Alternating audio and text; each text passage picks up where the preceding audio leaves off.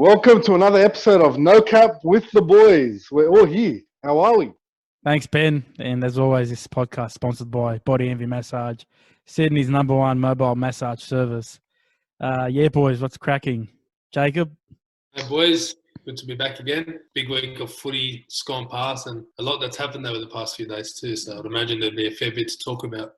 Abbas, what's cracking? Yeah, mate. How you going, boys? Good to be here in the difficult times. Again, on Zoom. Shout out to Zoom. Yeah, no, we're all locked down, aren't we, Benny? Yeah, 100%. Cheers. Yeah, let's get straight to it, boys. I mentioned at the end of the podcast. Yeah, Phil Gould. Gus is at the Bulldogs. He's there for as long as it takes, he said. It's a massive get for the Bulldogs. I'm hearing 10. It might take 10 to fix the problem. Who knows? But it's a massive coup for the Bulldogs, like I said last week at the end briefly. You already see the impact it's having. It just looks like they're getting to work straight away, re-signing certain players, signing new players. The Bulldogs haven't been this busy in a long time. What are your thoughts, boys? Yeah, obviously he's a massive signing for the club. He brings a lot of knowledge, a lot of experience, and a lot of people respect him. So I think having that respect around the club is probably the most important thing, because then people start buying into what you want and what you say. So I think that's what they're going to benefit from the most. He's going to attract players to the club. So, last year Bulldogs would have had to pay overs for players to come to the club. Now he's a massive, what we say, like a marketing tool for them to bring players over, take that 100K hit just to come over and play for the Bulldogs. So I hope it changes a lot around the club, from the board to the players to the way they perform on the field. And, we've seen what he did with Penrith and how he helped them get to where they are, and that little short stint he had with the Warriors, but they all had good things to say about him. So, yeah, pretty exciting. In the short term, the signings, like a sign like Tavita Pangai, if he's not there, you'd think maybe it's a bit of a risk signing him, maybe paying overs for him. He didn't have the best time at Broncos, fell out of favour there, but Gus being there, there's going to be certain people around there to, make sure, he gives it his best, he delivers on his talent pretty much. Abbas, what do you think? Look, obviously, I think it's probably the best news Bulldogs have had in the last 4 years. At least. When did they start falling out? From when they started falling, just going about downhill. 4 or 5 years. About 4 or 5 years. Yeah. I think it gives the club a bit of direction now, especially with what their plan is over the next 5 years. Prior to Gus, no one knew exactly what was going on. What direction are they going to try again to breed them, or are they going to try to just buy players, establish players, and try to build that culture like that? Now Gus shows a bit of direction of how they're going to approach it and what steps they're taking. So it's good news for the Dog fans. The one thing that is good for Gus coming to the Dogs is that he's very good with player management. He understands, he knows how to build that good rapport with players, and his first thing is just always to protect his players and not kind of make them feel isolated and alienated. I think people like Pangai Jr. will be playing really well, with Gus running the club like that. So it might not happen next year, it might not happen the year after, but like you saw with Penrith, it took a couple of years for that to happen, but you can't deny the result of it. Yeah, like I mentioned that before, the Bulldogs fan base is not a patient fan base. Exhibit A down below me here, Benny. You must be really happy, bro. I'm thrilled. I got to experience what Gus did at Penrith firsthand during his last couple of years at Penrith. Him recruiting players like Trent Merrin and James Malone into the club, him breeding juniors in, knowing how many juniors to bring up and when to bring them up, knowing how to change the system, which Penrith is a lot different to what we're going to need, because he went and funded a lot of money to help Penrith out, where we're very established and we've got money coming out of our leagues club. We're financially stable. You make a good point about the financially stable part. The Bulldogs aren't in the same issue that Penrith was. Like, Penrith was going broke. Bulldogs do have money. They're pretty stable. So they're kind of further along that process. On the field, we're probably worse than they were at that point. These players, I don't see them coming in to win a premiership for us, to get us to that stage, but there's no doubt the Bulldogs have to be or should be competitive from next year, surely. 100%. Yeah. They're big name players. At the clubs that they're coming from, They're their superstar. And not only that, they're young. Like Matt Burden, like the oldest is it might be Adokar. Am I right or wrong there? How old's that a car? 26? Yeah, 26, 27, yeah. So he's not bringing like past their due date players. Long term, you seen what he done with Penrith. Well, do you think he sticks with Trent Barrett? He loves Trent Barrett. Like that he gave him his first coaching job. He's the one who encouraged him to get into it. Like I remember him talking about his ultimate goal was to have Ivan as head of football and Trent Barrett as the Panthers coach. That's what he wanted ultimately. It never came to fruition. Yeah. Well, I guess time will tell. Look, Gus isn't afraid to tell them behind the scenes what they don't want to hear. He's very straightforward. Sometimes the club needs it, and the Bulldogs right now, going through a lot of players, especially the ones off contract, it's much needed at the club. We would have struggled to maybe, like you said before, sign players of that caliber, like a Tavita, like a Josh Adokar. We'd have to resort to paying overs for players that aren't worth it. But now, him being there is an attraction in itself because players know they come into a strong club. 100% agreed. We'll just see what comes of it. I think the Bulldogs juniors is going to get a big rev up again. They haven't been looked after the last 5 to 10 years. It's been a while since a Bulldogs junior came up and everybody was excited to see him. But yeah, and that's his strength, I guess, as well, coming in. Because the Bulldogs aren't hard to turn around from a development standpoint. They got the players. They got the participation. They just need the focus and direction in that department. I wouldn't be shocked if you build an academy in about 2 or 3 years. Yeah, 100%, mate.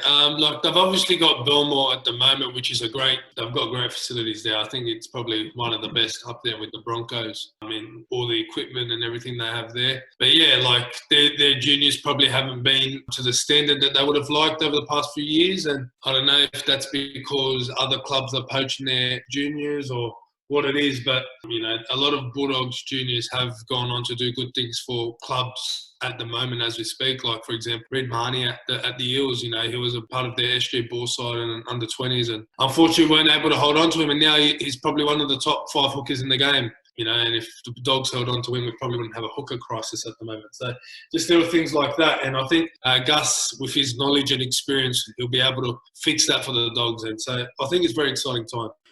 All right, moving on.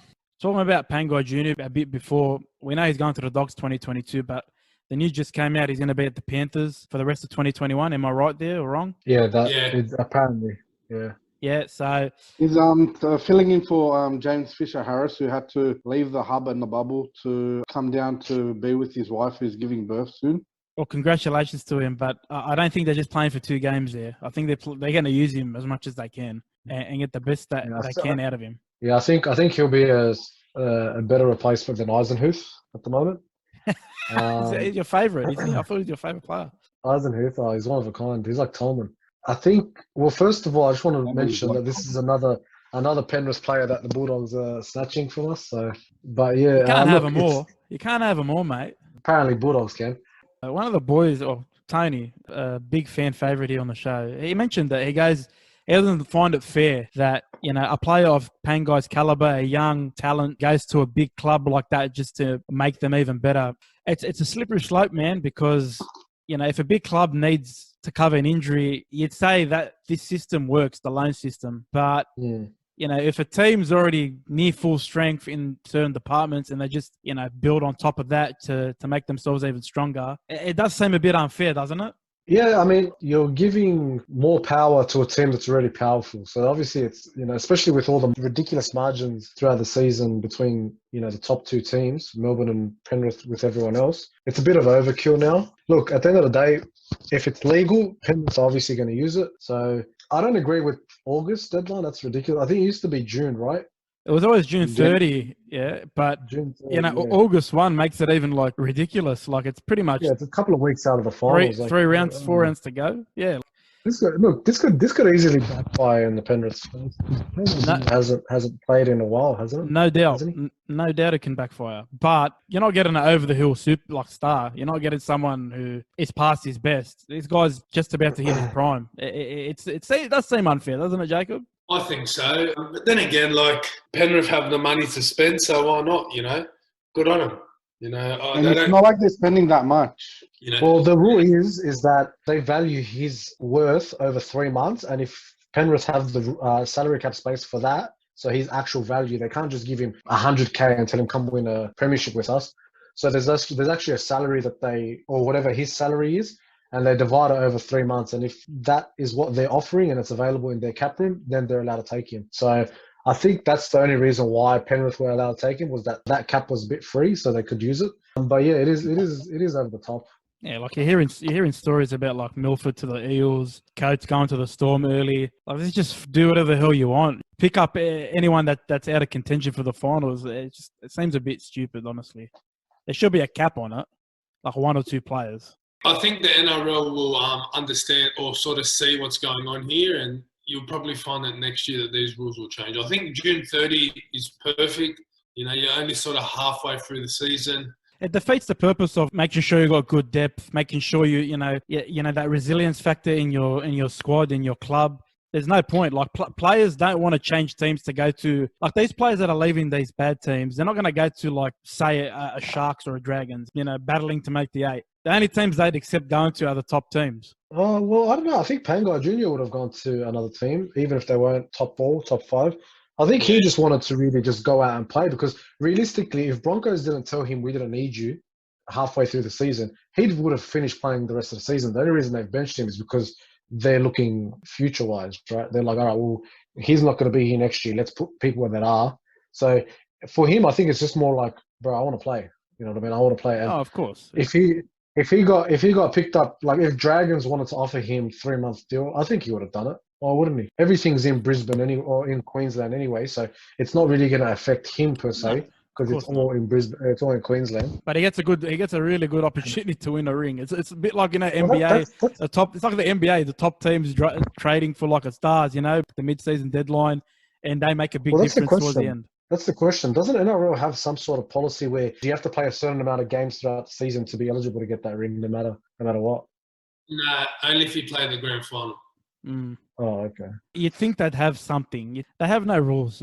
They say something and they're like, "Yep, go for your life. Just have a crack, son." What do you reckon, Benny? They're just going with the flow.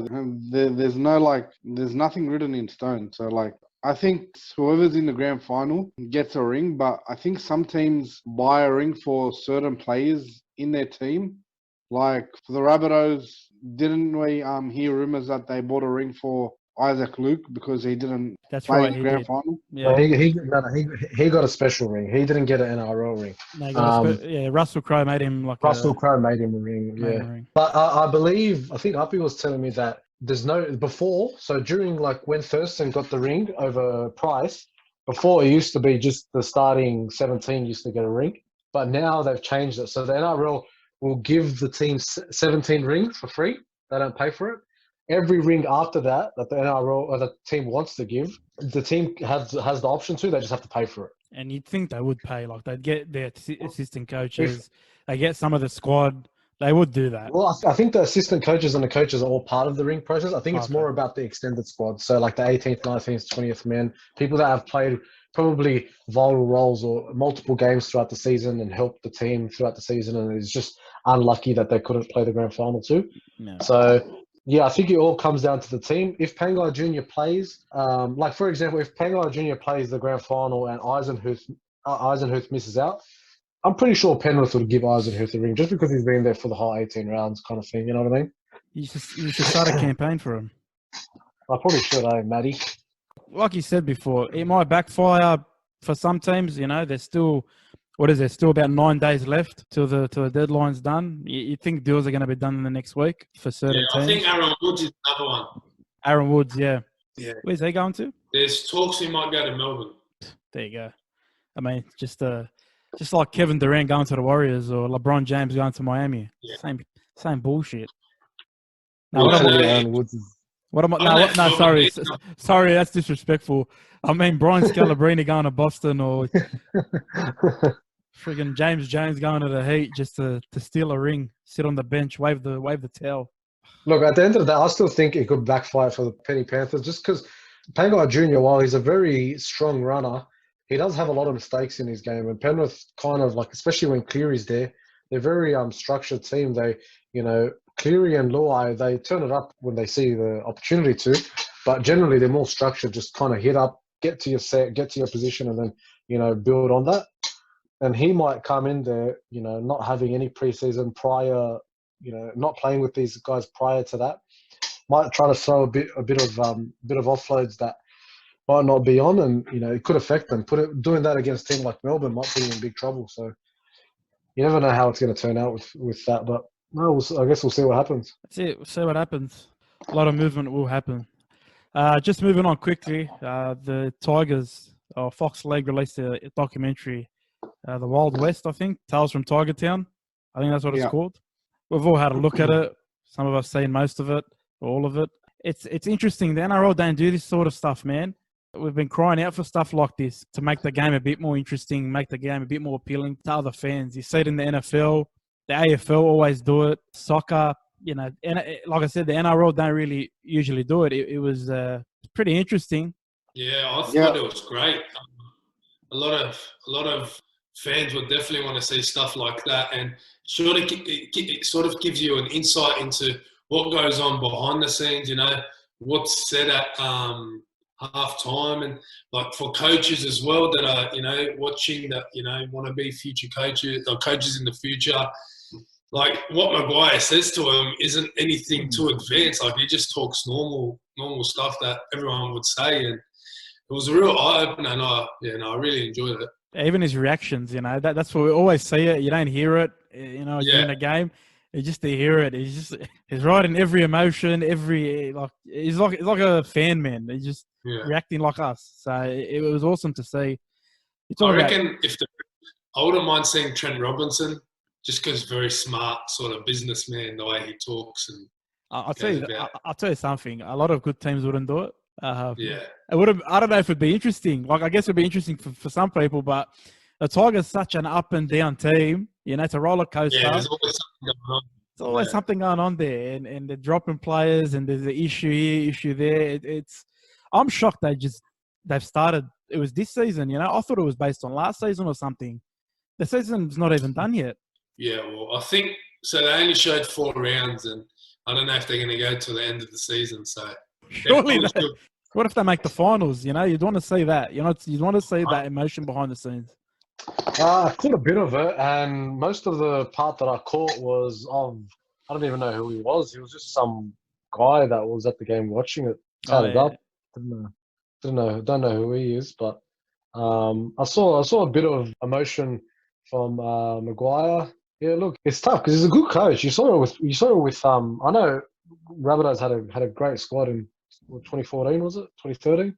2014, yeah. And was it 2014?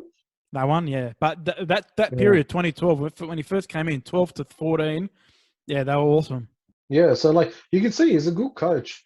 I think Tigers is just one of those clubs that it's just hard for them to build a good culture around. And you saw what Maguire was doing, and it'll be interesting to see. Are there going to be more episodes or? Yeah, there's more episodes coming up. There's 4. Yeah. Oh, okay. Well, so I'll try to catch the whole thing and then see what the next one shows us. But look, I've heard how Maguire is as a coach. Very passionate. Does get angry here and there. So it wasn't surprising when I saw his passion, but I'll have to catch the whole thing just to get the proper gist of it. 100%. It's a roller coaster, man. You're saying before, Jacob, it probably turns some people off coaching, man. It's friggin' stressful, man. He's just dealing with shit every day, every second of every minute. You gotta really love it to be a part of it, to be in it, So you see that. It's stressful, man. What did you think, Ben? What did you think of the documentary? I like seeing the passion that goes behind the club and the passion behind the coach and how the day-to-day preparations go about. Well, you've been a part of it this year, haven't you? You've seen a bit of it. I've seen, for one of their games. Yes, I have. Yeah. Well, I mean, tell us, is it pretty much that's what we saw? Is there something more to it? It's exactly as they played it on TV. They didn't hide anything. No. So on the radio, Maguire goes that the cameras were literally in the background, just recording. And literally the way that it was on TV is the way that it is in the sheds. Fuck, man. Do you think it's had a bit of an effect on him this year? Just the pressure of being filmed as well for a documentary? Not everyone would have known that there were cameras filming. Surely they know. Surely they would know. They'd have to know. Legally, they'd have to know. But I just think that they have so much on their plate that they do not care that there's a camera in there. They're just focused on the task. I just thinking maybe it's put them off a little bit, or maybe they're just not really focusing. Like, well, they're on TV every week, so yeah, I don't know if it's I guess really different. it is a different experience, but it's not like what we see in the preseason. Like the Panthers did a whole preseason series, I think last year and this year, or I think maybe just last year, and they filmed it. Last year. Yeah, last year was more around how the preseason was structured and what the players, what they were asking from the players. This year it was similar, but not as much detail. Yeah, and even their finals run, that was awesome to watch as well. Even though they lost, it was really good. It's good to get an insight because NRL's got a mad story to tell. There's a lot of history, a lot of passion. You don't see it. You don't see this stuff too often. I reckon clubs should be a bit more open, but I think it should be a rule that every club has a media team and they all work on stuff like this. And it doesn't have to be any sort of ID, but there should be some sort of ID presented each year and done, because it's just like even if you just look at the New South Wales camp and see what that guy on Instagram, that the media guy on Instagram did. Those little videos. It just made you feel like you knew the team and you could see the chemistry in the team, and that chemistry relayed onto the field. You know what I mean? So I feel like it should be mandatory for every club to do that. I think it should be a rule. It's only going to build the game. I hope now that they're all up there, they've got a bit of free time, you get to see a bit more of the players, like vlogs, maybe certain things like that. That'd be good. But we'll wait and see. I think Penrith are doing that with Luai, but he's back this week, so I don't know if that's going to continue. He's awesome, man. I've seen that. He's awesome when he does those videos. They're awesome to watch.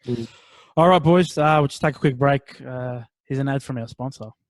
The following announcement has been paid for by Body Envy Massage.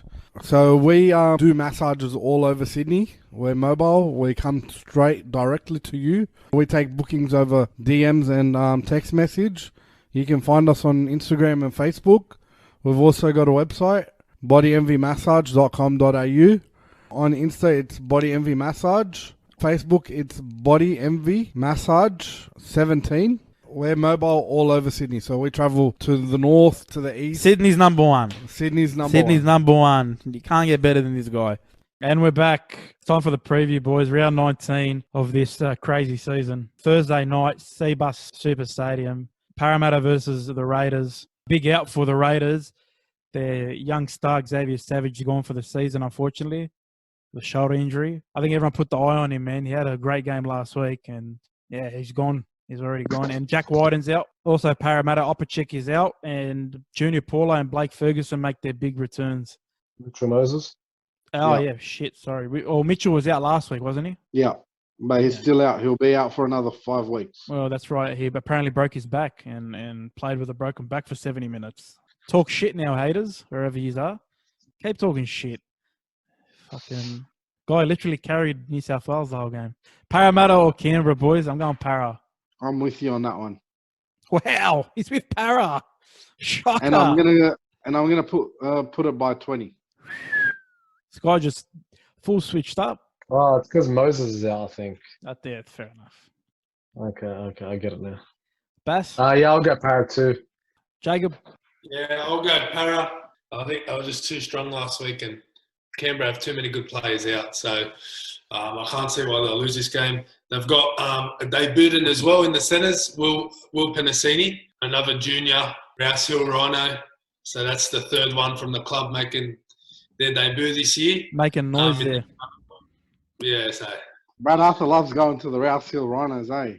Yeah, Gutho for that's a special. I reckon Fergus have a great game. Hopefully, yeah. Next game, Friday night, 6 o'clock, Roosters, Knights. Knights pathetic last week. That's all I can say. I think no outs, but Lachlan Fitzgibbon's been put in the reserves. I guess not good enough. He'll probably be late inclusion. Okay, that's late news there. Roosters, welcome back, James Tedesco, Takiaho. I think the Roosters last week, it took them a while to get going against the Cowboys, but when they did, they were just too good. And I don't know what's going on with Newcastle, but they've been very disappointing this year. So they've had a few injuries, I know, and it's sort of they'll probably have to be chopping and changing every week. But I just think the Roosters are too strong and they'll get the job done. We all going Roosters, yeah? Yeah, by Yeah. 40. So by 20 and by 40 so far. Sweet. Friday night after that, Queensland Country Bank Stadium in Townsville. It's the Cowboys and the Storm. The Storm welcome back Ryan Pappenhausen. Actually, they welcome back a lot of people. Josh Adokar, Cooper Johns, Asafa Solomona, Welch. But they've got big outs as well. Jennings, Kafusi, Finucane and Munster. Like it's going to make a difference. And the Cowboys, David Bowen is out. Yeah, I can't say any other result here, boys. Melbourne by 50. That's an Ryan 80. Pappenhausen. Ryan Pappenhausen, man of the match. Yep. Do you know something we don't? Because he's named on the bench. Give us a late tip. Yeah, Pappy to score 1 and Cooper to set up 1 and score 1. Mate, I wanted to hear Cooper to the bench. Pappy to fullback, Nico to 6, mate. That's what I wanted to hear. It might happen, but like for now, that's the team that he's named. Boys, Storm by 50 as well. They've scored 50 every week for the past bloody 10 weeks. Crazy. Bass? I'll say 30. I'll say 30 just because Munster's out. Hopefully something can stop that 50 run for a while. They're going to score 1,000 Benny, points. stop at this shaking rate. your head. Stop shaking your head. Saturday afternoon, Rabbitohs, Warriors. Warriors just disappointed again last week. They got a big out. Roger Tuivasa, Sheck, Tohu Harris as well. Egan, Berry. They welcome back a fair few. Murdoch, Masilla, Pompey, Sean O'Sullivan. The Rabbitohs, they struggled a bit against the Dogs, to be honest. Dogs really came out and gave it to them. But Lachlan Lewis wanted to do a bit of judo and wanted to do MMA or some shit at halftime and just killed the momentum for them. Yeah, baby. Anyway, big out for them is Alex Johnson. He'll be out for a few weeks. Big Is in as Latrell well. back? Yeah, Latrell's back. Josh Mansour. Rabbitohs should win. Rabbitohs by 22, I reckon. I agree. 13 plus. Next game, Sea Eagles, Tigers. Sea Eagles welcome back Tom and Jake. Massive ins. Daily Cherry wins as well. They're out to Lawton from last week. And for the Tigers, had a good win against the Broncos. They kind of going back and forth with them, and then they took it away. They went away with it in the end. Good confidence booster, but I can't see Manly losing this. Manly. Manly by how much? Hopefully 50. Jacob? Yeah, it'll be about 20. Bass? Yeah, 13 plus, as far as I'll go. Tigers played well last week. They might give a bit of a challenge, but Manly, I think we'll win it comfortably. I don't think have we tipped a close game yet? We haven't, eh? We haven't said nothing's going to be 1-12 yet, have we? No. There hasn't been any competitive games, to be honest. Well, here's a competitive game. The Panthers and the Broncos. Jerome Luai is a big in for them. And the Broncos welcome back Xavier Coates onto the reserves. I'm shocked he's not playing, to be honest. Last time they played, it was close. Broncos gave it to him. Not again? Yeah. No, Benny? Nah. Okay. You know what? Tyrone May played well last week. The amount of shit that we gave him, he played well last week. So it'll be good to see him and Jerome Luai play. Matt Burton's back in centres. I think Penrith should win this comfortably. But yeah, weirder things have happened. Yeah, it's a foregone conclusion. Jacob? Penrith, comfortably. Sweet. Sunday afternoon, Dragons, Titans. Dragons, I think, are handing Corey Norman that suspension this week, so he's out. They welcome a few back in. Matt Duffy, Fuyu Maiono, Jordan Pereira, Jaden Sullivan, just to name a few. And the Titans, Jamal Fogarty, Philip Sami are the big outs. And in comes your mate, Greg Marziu. Well, don't forget they're debuting a young kid in the halves, Toby Saxton. Yes, that's right. Have you seen much of Toby Saxton? No, nothing at all. Thanks for mentioning it. All right, boys, I'm going Dragons. Same here. Me too. I'll go Titans.